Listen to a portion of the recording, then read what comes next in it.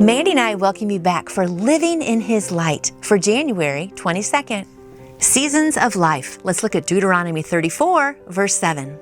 Deuteronomy 34, verse 7 says, Moses was 120 years old when he died, yet his eyes were not weak, nor his strength gone. The Israelites grieved for Moses in the plains of Moab 30 days, until the time of weeping and mourning was over. Seasons of Life.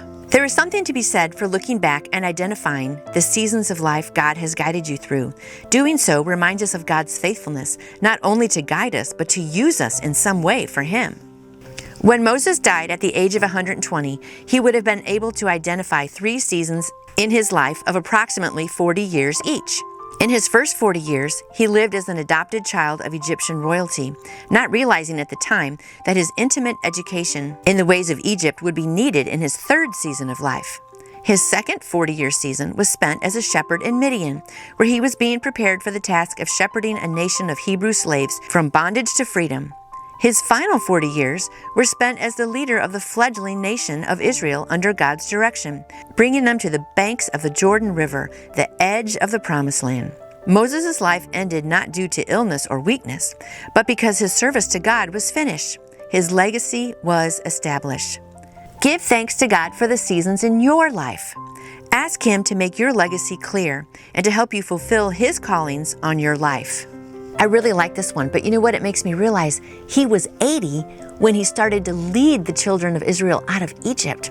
So that's amazing that from 80 to 120, he was walking around in the desert. I mean, he had to be a strong man. Most people 80 these days are dying or in nursing homes. And so you just have to think about that for a minute. At 80, do you want to start your next section and your next job, which is leading a bunch of grumbling people through a desert? I mean, I am pretty impressed with Moses. I like this about looking back and identifying the seasons of life God has guided you through. Doing so reminds us of God's faithfulness, not only to guide us, but also to use us in some way for Him. And that's true. It is good to look back. And that's why I like to kind of look back through my calendar, at the end of the year and just see what this year has brought. And it's just kind of good too. If you have scrapbooks or even on your phone, you can just scroll through and just see, wow, what was I doing a decade ago? What was I doing 20 years ago? And it's just nice to see that God got us through this tough time, and He got you through the next tough time, and He got you moved over here so you can maybe have that job, or moved over here so you could start a family or whatever. God has something for us in every season of our lives. And that's another point. You're never too young or too old, because every season is where you are. And God has something for you to do right now that you couldn't have done 20 years ago, or that you can't do maybe 20 years in the future. But right now, God has something special for you to do. So ask Him today. Say, God, what am I doing to build my legacy today? And I love it how he had 40 years as an adopted child of an Egyptian, and then 40 years he spent as a shepherd where God was preparing him. And during that 40 years, he might have been thinking, what am I doing? I'm out here with sheep. Like, how is this even helping anything? And 40 years, that's a long time to wait. I know I'm kind of in a waiting period right now.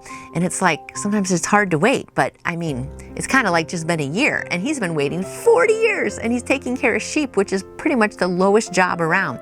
But God was preparing him, preparing his heart and his mind, and talking to him, I guess. I don't know what God was doing all those 40 years, but whatever he did made him strong enough that he could stand up to Pharaoh and say, let my people go. And then he led a million or so, however many it was, Israelites out of Egypt into the wilderness. So God really had to work on his heart to make him strong. So are you in a waiting period? Maybe God's making you strong. So this year, let's not waste any season of our life. Let's make every season amazing by turning our hearts to God and living in His light like He says we should be doing. When we live in His light, we just have purpose, and He just does amazing things through us. So I hope today you're asking God, what can I do today to build my legacy, which is actually God's legacy in you? God has a plan of what He wants you to do to have His glory shine on this earth, and He can do that through you. So ask Him today, and then go get busy doing your part of the legacy. And come back again tomorrow for more Living in His Light. See you then. And I would love to answer any question you may have about how to put your faith in Jesus, forgiveness, grace, anything at all. Just contact me through my website, nancyjoy2u.com. That's nancyjoy, the number 2, the letter U.com. Have a blessed day.